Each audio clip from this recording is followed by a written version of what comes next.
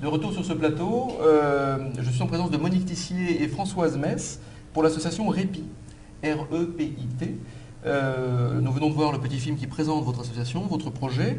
Et votre association organise des séjours pour donner du répit et de l'accompagnement aux familles de malades psychiques. Tout à fait. Vous avez remporté le 2e prix de l'initiative en économie sociale de la Fondation Crédit Coopératif.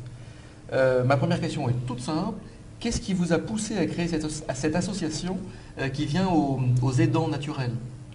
Mais c'est une histoire personnelle parce que je suis la maman d'un malade psychique. Et dans un premier temps de mon engagement associatif, j'ai créé des structures, enfin des services pour accompagner les malades psychiques eux-mêmes. Et par cela même, j'ai découvert que les familles étaient aussi en grande souffrance. Donc, nous avons pensé, avec d'autres, bien sûr, c'est toute une équipe, qu'il fallait aussi s'occuper des familles de malades psychiques qui souffrent énormément. Et dans notre société, justement, quelle est la place qui est allouée, qui est réservée aux aidants? Elle est très difficile. Elle émerge un petit peu. Mais pour nous, la maladie psychique n'est pas déjà reconnue par la société. Alors vous pensez que pour les aidants, ils ne sont a fortiori pas reconnus par la société. Donc vous, un des buts de votre association, c'est justement de peser sur le débat en quelque sorte et de faire comprendre ce rôle. Tout à fait, et surtout de donner aux familles le courage de dire nous sommes là, nous souffrons, nous sommes isolés. Nous avons besoin d'aide de la part de la société, surtout. Les faire apparaître pour que la société s'en préoccupe.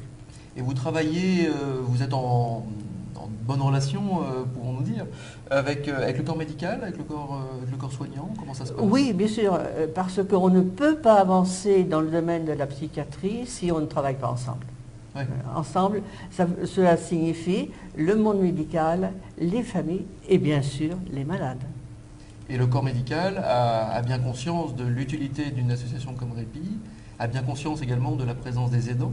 J'imagine que les aidants ont une présence primordiale pour la guérison aussi. Oui, surtout que c'est un fait de société. Vous savez bien que les hôpitaux psychiatriques sont de moins en moins nombreux et ont moins de lits. Donc la tendance est de rendre très vite les malades à leur famille. Oui. Et ce sont les familles qui en ont la charge. Sans avoir été formés. Sans avoir été formés et sans être soutenus. Donc on a des situations dramatiques. J'ose citer que nous avons eu dans le département où j'habite un suicide de maman. D'accord.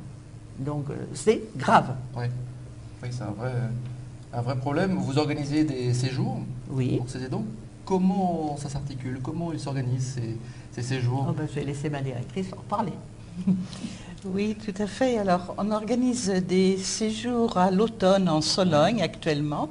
Mais bon, bien sûr, notre désir, c'est aussi de les étendre à la mer, à la montagne. Certaines familles nous ont demandé, mais pour l'instant, nous avons démarré à la campagne, dans un cadre très calme. Et nous avons donc les familles qui viennent. Ce sont très souvent des mamans.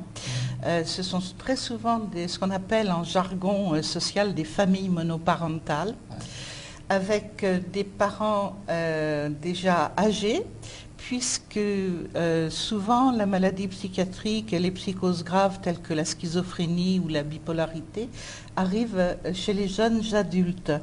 Et les diagnostics sont longs, donc ce qui fait que les parents ont la charge de leur enfant, qui est en fait un adulte, et le pic le soutien le plus lourd arrive souvent lorsque les parents prennent leur retraite. Oui, ils se retrouvent démunis, ils se retrouvent avec une maladie qui explose et qui peut provoquer des fois des situations de crise pour toute la famille et bien sûr pour le malade et pour aussi parfois son environnement. Et là, l'aidant a besoin d'aide, de formation et de pouvoir parler de ce qui lui arrive dans sa famille. Donc ces séjours, pour revenir au séjour, nous accueillons les familles. Donc c'est beaucoup de mamans, beaucoup de femmes seules, à peu près 80%. Qui se retrouvent entre elles. Qui se retrouvent entre elles, qui viennent de la région centre, mais pas uniquement, parce que notre information est relayée par l'UNAFAM, donc on a des personnes d'autres régions qui viennent. Et on leur propose deux programmes de semaine à choix. Certains parents ont déjà eu contact avec l'UNAFAM, ont déjà suivi ce qui s'appelle des ateliers prospects. Donc ceux-là ont un programme qu'on appelle Pause. Mais je vais vous parler tout d'abord du programme Répit. On ne va pas forcément rentrer dans le détail vraiment du séjour, mais ce qui est important de savoir, c'est que ce sont des séjours qui durent donc une semaine en Sologne, avec une formation qui est quand même ou de 12 heures ou de 20 heures.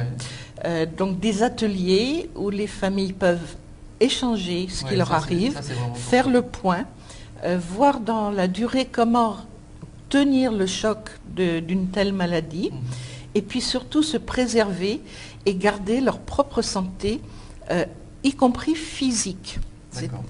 Y compris physique, on a aussi des ateliers bien-être avec de la relaxation, avec de la gestion du stress pour pouvoir tenir le coup, tout simplement. D'accord. Toute dernière question, que représente ce prix, cette reconnaissance de la Fondation Crédit Coopératif pour Répit?